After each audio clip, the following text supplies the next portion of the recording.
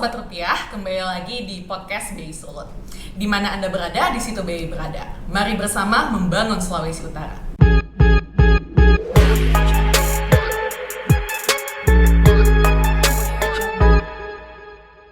Salah satu cara bagi para Kartini untuk mendapatkan emansipasi, pengakuan dan awareness akan potensi dan kelayakan dimiliki dalam menghadapi dunia yang penuh dengan bias konfrontasi, apalagi kalau bukan konsep woman empowerment. Nah, di episode spesial kali ini, mungkin beberapa dari Sobat Rupiah baru pertama kali melihat aku. Perkenalkan, aku Vira. Di episode podcast ini kita akan membahas mengenai woman empowerment dan educating women on personal financial stability. Di tengah-tengah kita juga sudah hadir Kartini-Kartini cantik dan berprestasi. Ada Kak Catherine Yong dan Kak Astrid Kumentas. Kak Catherine Yong dan Kak Astrid Kumentas mungkin boleh perkenalan diri dulu biar Sobat Rupiah lebih tahu nih. Jadi kan ada pepatah tak kenal maka tak sayang gitu. Mungkin dari Kak Astrid dulu kali ya. Oke, halo Sobat Rupiah, saya Astrid Kumentas, saat ini sebagai staf khusus Wali Kota Manado bidang pengawasan pembangunan daerah. Halo Sobat Rupiah, nama saya Catherine Yong dan saya adalah seorang technology consultant di Singapura. Nice to meet you all. Keren ya perkenalannya. Jadi aku kayaknya harus menurunkan suara juga biar biar anggun-anggun gimana gitu. Nah, mungkin kita langsung jump into the topic aja, okay. Kak. Kalau menurut kakak-kakak yang cantik-cantik ini, konsep woman empowerment itu seperti apa sih? Mungkin dari Kak Astrid dulu ya. Kalau dari saya sih melihat women empowerment ini adalah kebebasan bagi perempuan untuk bisa memilih jalan apapun yang dimau. Either itu dia mau jadi full time housewife, menjadi ibu rumah tangga, ataupun mau menjadi wanita yang berkarir. Seharusnya perempuan ini diberikan kebebasan tanpa harus misalnya memikirkan ada stigma-stigma negatif, dan bagaimana perempuan ini dia juga bisa stand up for herself paling utama. Tentunya dari sini akan banyak nanti bisa ditarik lagi ke bagaimana peran perempuan ini di dalam keluarga, terus di dalam community juga. Oke.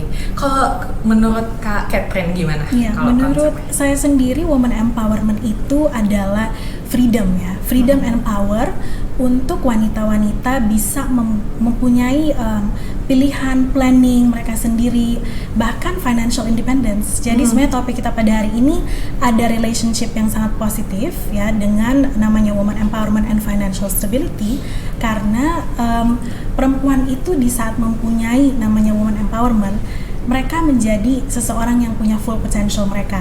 Mereka bisa menjadi wanita yang contribute to their workforce, bahkan menjadi wanita-wanita yang jauh lebih berprestasi.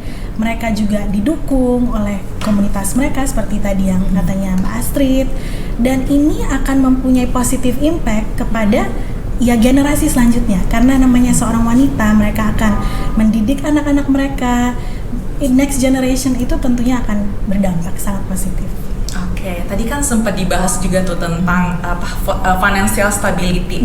Mungkin kalau di kehidupan kita, mungkin apalagi ke belakang tahun-tahun belakang, biasanya perempuan itu lebih identik bergantung kepada laki-laki, apalagi soal finansial ya. Jadi kayak orang tua dulu tuh, kamu nikahnya prefer ke si A aja soalnya dia lebih mapan. Nah, kalau menurut kakak-kakak sendiri, personal finance stability di perempuan itu seberapa penting gitu? Mungkin boleh dari Kak Catherine sekarang. Ya, seperti tadi yang saya sampaikan, itu adalah suatu hal yang menurut saya sangat vital, karena namanya financial stability itu it gives women power and freedom to make the choices they want in their lives tanpa bersandar kepada seseorang gitu ya. Tadi yang seperti Mbak sampaikan bahwa mungkin dulu-dulu pemikirannya ya bersandarlah kepada calon pilihan suami mereka untuk masa depan yang lebih baik. Tetapi tidak seperti itu, karena perempuan itu mereka boleh mempunyai freedom untuk ya menempuh jalan mereka, masa depan mereka maunya seperti apa, dan financial stability itu memberikan seseorang freedom untuk contoh mereka mau melanjutkan studi mereka, mereka ingin mengambil kursus yang menambah skill set, atau bahkan goal-goal yang kecil seperti pingin melebarkan wawasan mereka dengan traveling. Nah itu semua kan kalau kita mempunyai our own income, kita mempunyai financial freedom seperti itu. Jadi kita bebas melakukan apapun dengan keputusan yang ada, yang sepenuhnya ada di diri kita sendiri ya. Jadi nggak ada ketergantungan sama pihak-pihak manapun. Itu. Kalau menurut Kak Astrid sendiri gimana Kak? Betul sekali bahwa memang sudah seharusnya seorang perempuan itu mempunyai financial freedom. Karena kalau mau lihat data sebenarnya korelasi antara kekerasan terhadap perempuan itu hampir berbanding lurus dengan tingkat financial literacy, financial stability dari perempuan ini. Jadi kayak tadi yang Mbak Fira bilang, bagaimana perempuan-perempuan ini kalau kita punya income, otomatis dia akan lebih confidence untuk memposisikan dirinya setara. Jadi sebenarnya kalau kita bicara empowerment berarti harus angkat juga mengenai gender equality. Nah, bagaimana kita punya confidence untuk mensejajarkan diri kita bahwa ini equal, kita ini equal. Dan kadang-kadang kalau zaman sekarang kan sebenarnya semakin batasan-batasan semakin hilang ya. Jadi dalam artian seorang perempuan dia juga bisa menjadi source of income bagi keluarganya. Dan dengan demikian sebenarnya bukan hanya bicara mengenai equality sih, tapi kalau perempuan dia punya financial stability, ya we never know our own curveball in life. Jadi tidak bergantung pada satu pihak, karena apalagi dia berkeluarga kemudian mempunyai anak, kita nggak pernah tahu kapan pasangan kita nih misalkan sakit atau ya amit-amit kalau misalnya terjadi apa-apa.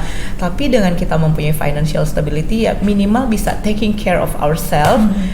We can taking care of our loved ones, dan yang paling penting yaitu tadi mengurangi resiko terjadinya kekerasan. Apalagi sekarang sudah ada ternyata yang namanya kekerasan ekonomi, yang misalnya dari ada salah satu pihak yang kemudian memaksakan di dalam keterkaitan dengan hal-hal ekonomi. Ini saya juga baru tahu loh, ternyata dalam hal financial ini pun sudah diatur, udah ada yang namanya kekerasan ekonomi. Jadi penting buat perempuan untuk minimal taking care of herself. Yang kemudian karena ya kalau kita bisa taking care of ourselves, apalagi as a mother, itu akan ada anak-anak yang melihat. Dan apalagi kalau bicara equality kan sekarang sudah banyak sekali malah perempuan yang menjadi ibu pekerja. Kemudian dalam artian batasan untuk peran-peran ini sudah semakin memudar gitu ya. Jadi it's a must buat perempuan untuk bisa punya financial stability. Jadi mungkin kita sebelum lanjut kita menyamakan konsep dulu ya Sobat Rupiah. Jadi antara equality di sini itu bukan berarti lebih ke fisik. Karena pada dasarnya biologisnya laki-laki dan perempuan memang berbeda. Cuman equality di sini lebih ke kesempatan kita terhadap untuk memperoleh opportunities yang ada di luar sana. Jadi kayak nggak ada yang mempertanyakan kok bisa jadi CEO, kok bisa juga menjadi A, B, C gitu nggak ya. Jadi ini lebih ke konsep intelektual. Jadi semuanya setara dalam konsep itu. Nah, kalau Kak Katie sendiri, Catherine atau Kak Katie nih boleh? Katie juga boleh. Oh, Katie boleh ya. Nah, kalau Kak Katie ini kan tadi di Singapura ya kerjanya. Kalau di Singapura itu konsep emansipasi atau pemberdayaan perempuan itu bagaimana Kak? Ada nggak yang perbedaan signifikan dengan Indonesia? Di Singapura itu sangat ditingkatkan ya. Jadi pemimpin-pemimpinnya itu sangat menekankan yang namanya gender equality. Banyak kesempatan-kesempatan diberikan kepada wanita, be it in the workforce maupun di dalam bidang education. Nah, itu sangat equal sekali. Dan saya rasa untuk Indonesia sendiri sudah semacam itu ya progresnya. So I'm really glad and grateful kita di generasi ini, karena kalau saya dengar cerita-cerita yang mungkin dari oma saya gitu, itu mereka berbeda sekali kesempatan untuk wanita pada saat itu. Women were sort of put in a box. Women were put in a box di mana nggak haruslah mempunyai edukasi yang tinggi-tinggi amat, toh nanti akan di dapur jaga anak gitu. Nah, tapi sekarang berbeda gitu loh. Jadi persepsi orang berbeda, dan dengan leaders yang juga menekankan yang namanya woman empowerment, gender equality. Jadi tentunya when the leaders give this kind of good example, masyarakat juga mengikuti, mencontohi hal-hal yang baik ini gitu. Jadi I'm grateful ya. Tapi kalau menurut Mbak Katie sendiri, kalau misalnya ada perempuan yang walaupun pendidikannya tinggi sekali tapi memutuskan untuk menjadi ibu rumah tangga, mengurus keluarga dengan penuh kasih, menurut Kak Katie itu hal itu salahkah atau ya it's fine atau bagaimana Kak? Menurut saya tidak ada yang salah dalam hal itu, justru sangat baik karena dengan pengalamannya yang mungkin dulunya wanita karir atau dia seperti yang tadi Mbak Fira katakan mempunyai edukasi yang cukup tinggi, nah itu justru lebih baik di mana dia akan membentuk anak-anak atau generasi-generasi muda yang jauh lebih pintar, jauh lebih ya mungkin berhikmat ya. Jadi whatever she was as a mom, dia bisa implement atau apply di dalam keluarganya, di dalam membesarkan anak-anaknya. So it's gonna have a positive impact tentunya. Oke, mantap. Yeah. Kalau Kak Astrid sendiri nih, kalau Kak Astrid kan ini berdasarkan research kita nih, ya. Kak Astrid sendiri ini kan seorang Wulan Minahasa tahun 2003 dan sekarang udah beranjak ke dunia politik. Nah, kalau di dunia politik sendiri nih, apalagi mungkin di Sulawesi Utara, masih ada stigma-stigma negatif nggak Kak kalau terkait dengan wah kamu perempuan, kamu kurang bisa untuk di sini, atau mungkin masih ada kotakan-kotakan seperti itu Kak, atau bagaimana? Sebenarnya nggak hanya di dunia politik, kayaknya di dalam segala bidang ya memang sampai saat ini masih adanya ya, walaupun dalam hal-hal yang paling kecil sekalipun, tapi itu masih terasa ya sampai sekarang. Misalnya kadang-kadang ya sudahlah, ini terlalu berat misalnya untuk seorang perempuan begitu, atau misalnya kalau kadang-kadang dunia politik ini kan nggak ada jam 9 to 5-nya, jadi sometimes malah even take 24 hour kita harus standby dan sebagainya. Lebih ke stigma-stigma yang from cultural side, dari stigma-stigma dari masyarakat, misalnya kok pulangnya jam segini misalnya, lebih yang seperti itu. Tapi kalau saya sih pada prinsipnya dari dulu untungnya memiliki orang tua yang juga menanamkan bahwa whatever you want, yang penting dari keluarga juga mendukung, dan selama kita berada di jalan yang benar ya nggak usah takut, selama kita bisa mempertanggungjawabkan. Karena kadang-kadang yang mengkritisi itu juga belum tentu bisa misalnya menjalankan di dalam posisi seperti itu, dan biasanya fokus saja dengan goalsnya seperti apa, walaupun pasti mau whatever we do in life pasti akan ada yang mengkritisi.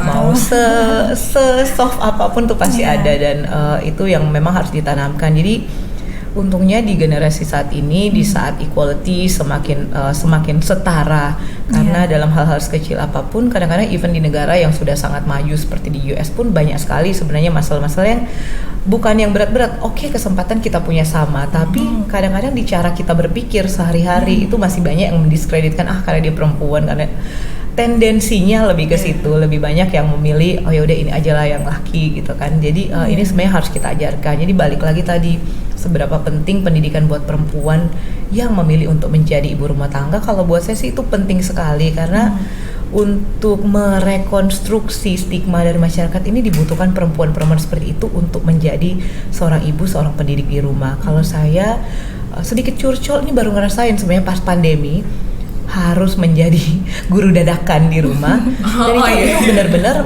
ternyata perempuan itu semakin tinggi tingkat pendidikannya itu punya korelasi yang baik dengan kualitas rumah tangga, semakin terjaga ketahanan rumah tangganya, karena semakin kita berpendidikan, semakin kita bisa mengelola stres, karena ya terus terang it's really stressful, tiba-tiba harus menjadi guru di rumah dengan segala pekerjaan yang juga harus dituntaskan. Jadi betul bahwa semakin seorang perempuan itu berpendidikan, dia akan bisa menghasilkan generasi-generasi yang lebih berkualitas, karena pendidikan itu kan nggak bisa kita serahkan sepenuhnya di sekolah, tapi pendidikan itu dimulai dari rumah, dan bagaimana dia bisa menjadi seorang manajer, mengurus segala urusan rumah, kemudian juggling dengan pekerjaan dan tugas-tugas sekolah, sementara harus menjadi seorang guru di rumah, memanage stres sendiri.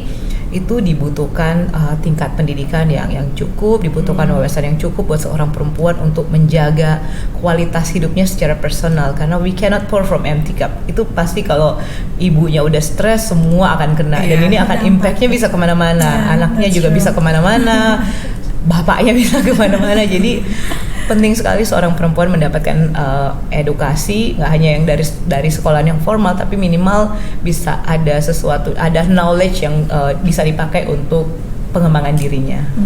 Menarik ya Sobat Rupiah. Jadi mungkin kalau ibaratnya laki-laki memang nahkoda, tapi mungkin perempuan yang ngatur arusnya. Set the tone. Oke, untuk Kak Kak Catherine dan Kak Astrid sendiri pernah nggak menerima penolakan karena merupakan perempuan gitu? Jadi dan bagaimana mengovercome the stigma gitu? Pernah sih. Kalau untuk saya sendiri pada saat itu semester terakhir kuliah ya, jadi lagi sibuk-sibuknya melamar kerjaan gitu. Nah, suatu saat ada seorang interviewer, setelah interview dengan saya itu dia berkomentar, I don't think you'll be good in technology. I don't think you as a woman will be good, katanya. Jadi maksudnya beliau mengatakan bahwa mungkin Anda seorang wanita kayaknya tidak cocok deh di bidang teknologi. Waktu itu saya sangat terpukul karena saya merasa, I thought saat ini sudah gender equality itu sudah sangat meningkat ya. Tetapi ya udah, dengan keeping my head straight up, saya yakin pasti ada kesempatan di luar sana yang membuka pintu untuk saya. And true enough, 4 tahun kemudian saya berpapasan dengan beliau yang menginterview saya pada saat itu, dan itu di salah satu technology conference yang terbesar di Singapura. Nah, pada saat itu dia terkejut, saya juga terkejut. Jadi saya tersenyum, lalu saya mengatakan hal ini, I proved you wrong, didn't I? Jadi it's like softly kayak, gender itu tidak limit capability seseorang. Ya, jadi menurut saya itu suatu hal yang saya tidak akan lupa karena itu personal experience. And untuk overcome yang seperti tadi Mbak Fira tanyakan, overcome diskriminasi mungkin secara gender, I guess number one, let your voice be heard. Jangan pernah minder untuk lift up your voice as a woman. Know your rights. Jadi ketahuilah hak-hak Anda sebagai seorang wanita, dan jangan pernah merasa terkucilkan karena gender gitu. Always know that opportunities are out there. Merinding loh saya. Nah, kalau Kak Astrid sendiri gimana Kak? Pernahkah mengalami hal-hal yang kurang enak karena menjadi seorang perempuan? Ya, beberapa kali. Yang terakhir misalnya sebenarnya ada satu big opportunity, terus kemudian tiba-tiba setelah dicek kok ini bisa pass, ternyata karena mereka sebenarnya mungkin tujuannya buat care, tapi buat saya itu udah diskriminatif karena waktu itu bilang mungkin dia agak susah nih kalau dikasih ke Astrid buat ngerjain ini, sebenarnya karena waktu itu mungkin baru melahirkan, mungkin waktunya akan lebih banyak untuk ini di rumah dan sebagainya, walaupun sebenarnya kalau ditanya langsung I can manage my time dan we can make it work sebenarnya. Jadi hal-hal yang seperti itu salah satunya contoh kecil yang sebenarnya kalau dibilang kasus-kasus yang besar ya karena di perempuan nih langsung dibatasi kayak zaman-zaman dulu sih enggak, tapi maksudnya kita tuh secara alam bawah sadar masih melakukan yang namanya hal-hal yang diskriminatif tuh dari hal-hal yang sekecil itu. Kalau buat saya sih melihatnya dari sisi di situ bahwa sebenarnya kalau bicara equality itu memang benar-benar harus dimulai revolusi mental, nggak hanya sesuatu yang terlihatnya wow, tapi dari cara kita bertindak berpikir sehari-hari itu yang kemudian masih banyak, kadang-kadang bahkan dari bercandaan itu juga banyak sekali sebenarnya yang agak-agak menyerang perempuan, menyerang capability sebagai seorang perempuan. Nah, ini salah satu termasuk juga misalnya kalau ada tiba-tiba ada yang suruh menanyakan misalnya kamu mau pilih mana, beauty or brains. Buat saya itu bukan satu pilihan buat perempuan ya.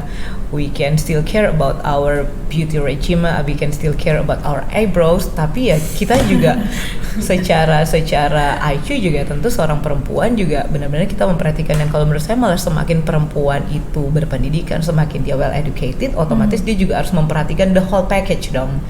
Jadi sebenarnya bukan suatu yang dan ini kadang-kadang masih ada yang dibecandain dari hal seperti itu. Buat saya itu sesuatu yang mudah-mudahan ke depan kita bisa melahirkan satu generasi baru yang mereka tidak merasa terintimidasi dengan perempuan-perempuan. Sebenarnya banyak juga yang sebenarnya mereka tahu bahwa ya kalau perempuan yang ada itu bisa berada memiliki power yang sama, dan ini this is kind of is intimidating for most of men outside. Tapi mudah-mudahan di Manado sini nggak ada ya. Jadi ini satu hal yang perlahan-lahan tapi udah ada progresnya, sudah semakin baik. Karena kalau dari pemerintahan sendiri kan secara kesempatan diberikan kesempatan yang sama, tinggal bagaimana sebagai perempuan ya kita juga bisa membuktikan diri secara kualitasnya. Yeah. Bahwa kesempatan yang ada, misalnya di mana-mana kan sekarang harus ada minimal 30% buat perempuan, tapi ya jangan dijadikan ini sebagai sesuatu yang a given, tapi anggaplah ini juga harus yang kita earn, bahwa berada di sini ya memang kita pantas. Dan itu tadi kembali ke empowerment, kalau kita punya knowledge, confidence yang bisa kita translate into action, ya otomatis perempuan juga bisa empowered. Betul. Oke. Setuju. Terus mungkin kita kembali ke topik awal tadi kan, selain woman empowerment kita juga bahas tentang financial stability. Yeah. Nah, menurut kakak-kakak sendiri, kalau berbicara dengan terkait dengan financial stability, apa sih sebenarnya yang memicu perempuan di luar sana yang mungkin masih bergantung banget sama laki-laki mungkin dalam terkait finansial, sehingga tidak bisa mencapai financial stability ini? Mungkin dari Kak Catherine. Bisa dibilang sebenarnya it comes from her own thinking gitu. Jadi mindset itu sebenarnya dari mindset dulu. Yang pertanyaannya Mbak Vira kan bagaimana untuk bisa move away from that kan, ya, bergantung kepada seorang. Nah jadi problemnya itu saya sering memerhatikan wanita itu seringkali mereka masih terpola untuk depend on someone gitu, atau terutama dari culture, komunitas itu sangat-sangat impact the way they think, karena mungkin dari culture itu dia memerhatikan bahwa keluarganya, sekitarannya semua pada depend on someone, ya depend kepada laki-laki untuk finance dan ya menafkahi dia. Ada juga yang namanya komunitas, di mana pertemanan dan circle kita tuh seperti itu, cara pemikirannya, pola pemikirannya.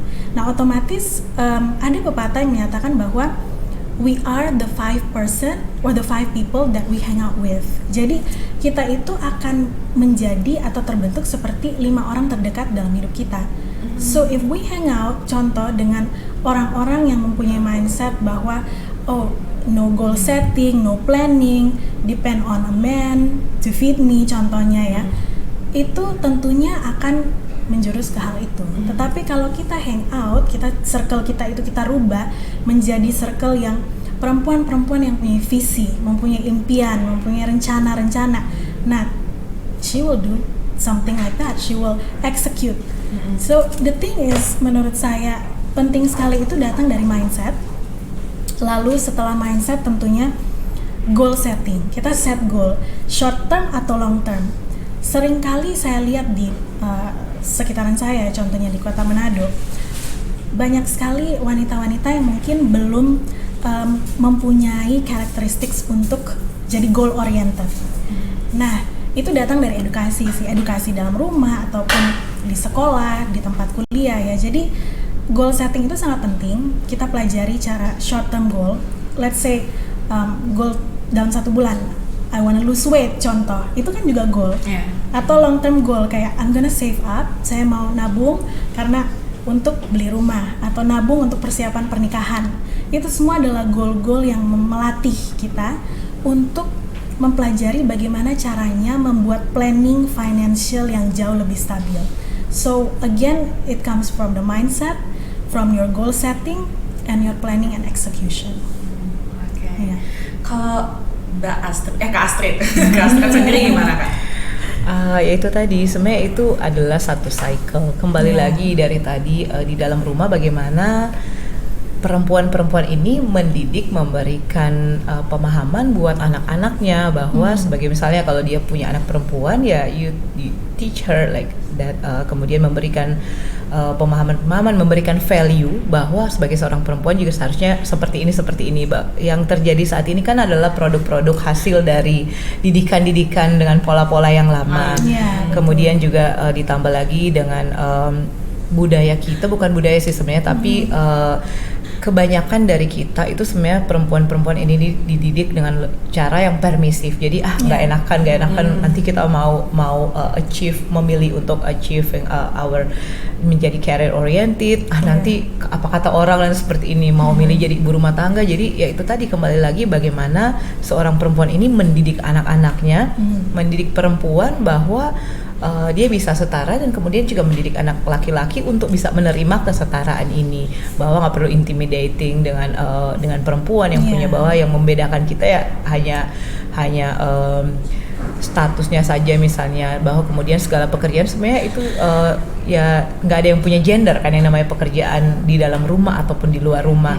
Kembali lagi kepada bagaimana seorang perempuan ini bisa membekali anak-anaknya dan memberikan dorongan untuk lebih bisa tadi seperti yang Katie sampaikan, bahwa kalau kita punya goal yang jelas ya pasti tidak akan mudah terdistract dengan omongan-omongan orang di sekeliling kita, karena actually we live in Manado misalnya. Jadi penting untuk punya komunitas-komunitas yang sehat yang bisa memberikan support, tapi yang paling terutama itu datang dari rumah. Bagaimana perempuan ini bisa minimal di generasi selanjutnya sudah harusnya lebih baik dari yang sekarang ini, dalam hal bagaimana perempuan ini bisa mengambil peran lebih, karena yang berada saat ini adalah hasil dari didikan yang memang sudah kurang sesuai dengan zamannya. Kemudian juga ya harus berani perempuan juga ya harus berani untuk mengambil resiko di dalam artian ya semua ini kan hanya merupakan kayak rekonstruksi sosial.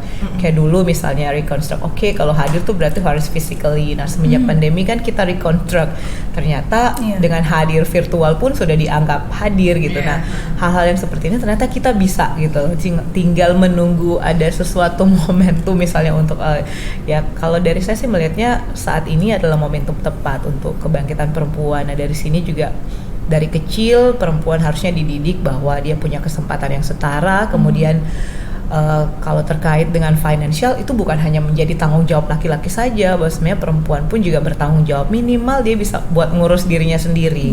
Karena ini nanti akan banyak sekali yang kadang-kadang yang memberikan confidence buat perempuan semakin dia punya tingkat financial literacy. Karena kalau bilang hanya dari sisi financial stability-nya aja, bisa jadi kalau nggak ditunjang dengan karakter yang kuat, nah itu bisa berbalik keadaannya. Tapi literacy untuk menuju financial stability ini juga harus ditunjang dari karakternya perempuan, supaya ada hal-hal misalnya internally di dalam rumah tangga bisa balancing. Intinya sih ya itu aja sih, harus bisa balancing. Oke, jadi itu juga tadi pentingnya. Jadi nggak ada yang aneh sebenarnya kalau perempuan yang berpendidikan malah lebih prefer untuk mengurus keluarga demi nanti membentuk anak-anak yang lebih terbuka lagi wawasannya tentang woman empowerment. Nah, ada nggak sih tips dan trik dari Kak Katie dan Kak Astrid untuk perempuan hebat di luar sana agar terhindar dari negativity yang akhirnya berdampak pada financial stability mereka dan mungkin mental mereka sendiri, mental block mereka terkait keterbatasan kemampuan perempuan sendiri. Mungkin dari Kak Astrid deh sekarang. Oke, kalau buat saya sih taking care of yourself is a part of our responsibility, karena yaitu kalau prinsip saya we cannot pour from empty cup. Jadi buat saya bagaimana perempuan ini juga bisa manage dirinya sendiri, memanage di dalam hal-hal yang terkait dengan tujuan kita, karena setiap orang punya tujuan yang berbeda-beda. Dan buat saya mengkotak-kotakan misalnya ini ibu rumah tangga, ini wanita karir, itu is not really a good thing, karena setiap perempuan sudah seharusnya dia bisa bebas untuk memilih dia mau menjalankan peran seperti apa. Dan sebagai bagian dari society seharusnya kita juga sudah mulai kembali bisa menanamkan nilai-nilai ini kepada anak-anak kita. Nggak hanya yang diedukasi, tidak hanya anak-anak perempuan, tapi juga anak-anak yang laki-laki juga harus mulai diedukasi dari sini, dan kemudian menanamkan bahwa sebenarnya ya it's okay untuk berbagi peran, termasuk misalnya apabila perempuan punya income yang lebih. Hal-hal seperti ini kan yang masih agak kurang enak sepertinya dibahas di masalah-masalah yang masih dianggap sedikit tabu di masyarakat. Nah ini yang sebenarnya mulai dibuka pola pemikiran kita bahwa sebenarnya it's okay kalau misalnya perempuan yang bekerja atau dia punya income yang lebih tinggi, tinggal bagaimana karakter kita di dalam mencapai keseimbangan ini di dalam kehidupan sehari-hari. Dan yang paling penting buat seorang perempuan itu harus well educated. Semakin kita punya tingkat edukasi yang baik, sekarang kan tanpa harus dengan pendidikan formal, ya kita punya smartphone, internet ya bisa dimanfaatkan bagaimana untuk minimal untuk personal growth. Kalau kita sudah bisa membantu diri sendiri dengan personal growth, kemudian bisa memanage stress level, nah pasti impactnya ke orang-orang di sekeliling kita juga bisa menjadi lebih baik, dan otomatis ya kita bisa berkontribusi yang lebih baik kan sebagai seorang perempuan, apalagi sebagai seorang ibu. Mungkin kontribusi terbesar kita buat society itu bukan dari apa yang kita achieve, apa yang kita buat, tapi bisa jadi dari orang yang kita besarkan gitu, yang kita didik. Jadi hal-hal seperti itu yang mindset yang harus kembali ditanamkan, dan supaya perempuan-perempuan juga harus confidence dan tahu di mana caranya dia juga bisa memanfaatkan segala potensi yang dia punya. Dan yang paling penting kalau dilihat sekarang sih banyak sebenarnya meng-underestimate diri mereka sendiri. Nah ini karena adanya ya kembali lagi dari masyarakat yang seperti ini masih sifatnya permisif. Jadi mudah-mudahan kedepannya perempuan-perempuan yang ada juga lebih bisa menyadari potensinya masing-masing. Intinya ya knowledge dan confidence itu bisa leads to empowerment. Apalagi mungkin kalau menurutku sendiri ya, khawatirnya tuh biasanya masyarakat tuh menganggap bahwa tanggung jawab anak mendidik anak itu semuanya berada di ibu. Jadi ketika anaknya mungkin salah terdidik, itu yang disalahkan ibunya, padahal kan ya anak ya adalah tanggung jawab bersama ya. Jadi mungkin stigma-stigma tersebut juga bisa dikurangi, karena yang membentuk anak bukan hanya seorang ibu, cuma ada juga porsi dari ayah gitu, merupakan tanggung jawab bersama. Kalau dari Kak Kathy sendiri gimana Kak? Saya sangat setuju dengan apa yang disampaikan oleh Kak Astrid, di mana perempuan itu penting untuk obtain higher educational level. Karena di saat kita itu meningkatkan level edukasi kita, tentunya kita itu lebih aware, kita lebih paham, kita lebih tahu full potential kita itu apa. Nah, di saat seseorang wanita itu memahami full potentialnya, she will know how to contribute correctly in her workplace, in her home, in her community, and itu akan membina suatu ekosistem yang jauh lebih baik, lebih positif. Dan seperti yang tadi disampaikan oleh Kak Astrid, di mana seorang wanita itu yang penting tahu dulu deh gimana take care of herself, maintain herself, know your value. Jadi di saat kita tahu how to take care of ourselves as a woman, then we can have a better generation, taking care of our loved ones, our families. Nah ini sangat penting. Dan terutama lagi-lagi komunitas kita ya. Jadi our circle, who we surround ourselves with, ini sangat penting dan mempunyai korelasi yang sangat signifikan juga. Jadi menurut saya penting sekali self education, penting sekali personal growth ya, dan juga choosing the right community, and of course knowing your value. And perempuan itu juga patut untuk memahami juga ya, memisahkan apa sih personal needs dan personal wants gitu loh. Jadi apa yang wajib dibutuhkan on a day to day atau monthly ya, per bulan, atau apa yang hanya keinginan saja gitu. Karena kalau kita tahu memisahkan dua hal itu, kita jauh lebih tahu bagaimana memanage keuangan kita gitu. Dan ini sangat penting wanita yang mempunyai financial stability, karena seperti yang tadi disampaikan oleh Kak Astrid ya, kalau perempuan itu financially independent, ya touch wood, kalau misalnya ke depannya ada apa-apa terjadi dengan misalnya orang tuanya yang tadinya mungkin dia bergantung kepada orang tuanya, atau let's say seseorang wanita yang sudah married, dia bergantung sepenuhnya kepada income suaminya, touch wood ya, kalau ada apa-apa terjadi dengan suaminya, lalu dia tidak ada skill set, tidak ada financial stability, nah berarti berantakan dong, kedepannya kelabakan gitu ya, kita nanti gak bisa planning baik-baik. Jadi financial stability, bahkan zaman sekarang mempunyai dua income, yaitu both husband and wife, suami istri mempunyai income, itu suatu hal yang sangat baik justru. Jadi cobalah ubah mindset kita, di mana oh hanya laki-laki gitu yang patut untuk mempunyai financial stability, sepenuhnya menafkahi keluarga, karena ini sebenarnya peran berdua gitu. Namanya suami istri pasti jadi satu tim gitu, dan suami-suami juga atau laki-laki sebagai pasangan jangan juga kita menjadi terintimidasi kalau kita mempunyai pasangan yang berkarir atau mempunyai penghasilan yang mungkin lebih tinggi ya, karena seringkali namanya laki-laki seringkali merasa agak intimidasi ya. Ayolah laki-laki. Oke, jadi penting juga dari diri sendiri dan lingkungan ya. Kadang lingkungan sudah mendukung, tapi kalau diri sendiri nggak aware, ya sama aja. Atau mungkin kalau diri sendiri udah aware, cuman lingkungan nggak mendukung, ya gimana ya gitu. Oke, mungkin sebagai closing, mungkin ada satu closing statement satu kalimat dari Kak Katie dan Kak Astrid terkait dengan woman empowerment sama financial stability bagi seorang perempuan. Dari Kak Katie dulu deh. Baik, maybe one statement atau satu kalimat dari saya ingin menyampaikan kepada para wanita-wanita di sana untuk number one, know your value, know that what you do today impact your future, and your past has nothing to do about your future. So, kenapa saya menyampaikan hal itu? Karena seringkali wanita itu kadang-kadang terbawa dari mungkin where she's from, atau mungkin masa lalunya dia, atau ada hal-hal yang mungkin she didn't achieve before, lalu terkucilkan. Nah, di saat mindset kita udah jatuh, kita itu jadi nggak bisa rise up, kita nggak confident lagi gitu loh untuk mungkin memenuhi impian-impian atau cita-cita kita. Jadi number one, always know your value, that's very important. Oke, kalau dari Kak Astrid sendiri? Knowledge, confidence, put into action is a form of empowerment. Sebagai seorang perempuan, ya kita juga wajib bertanggung jawab terhadap diri kita sendiri untuk bisa mengedukasi diri kita sendiri di dalam segala hal.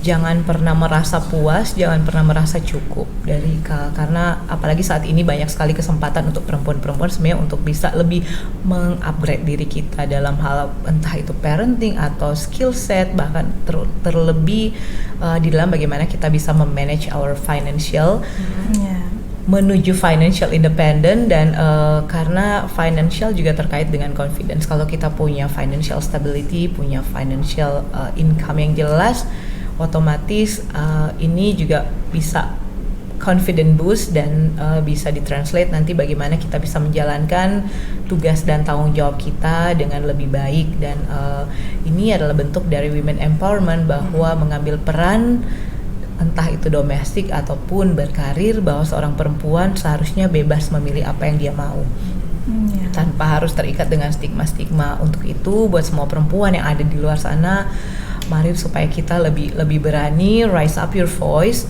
speak up, dan berani untuk memilih apa yang kita mau pilih. Untuk itu makanya diperlukan edukasi bahwa memilih partner yang tepat.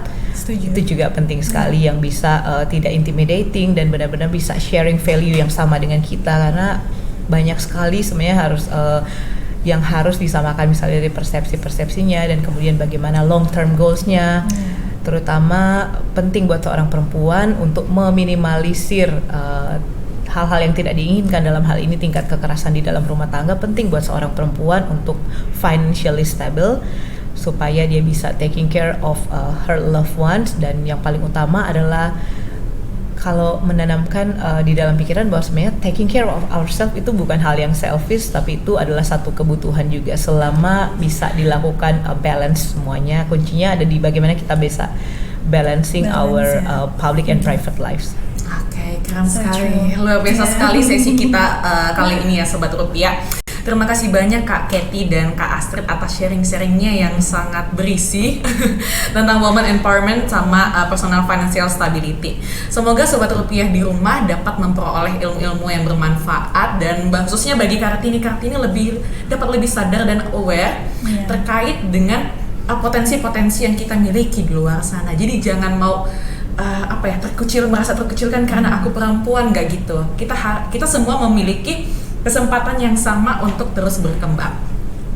Nah, maju terus Kartini Indonesia. Mungkin untuk podcast kali ini sampai di situ dulu. Sampai jumpa lagi di podcast selanjutnya, dimanapun Anda berada, di situ BI berada bersama membangun Sulawesi Utara.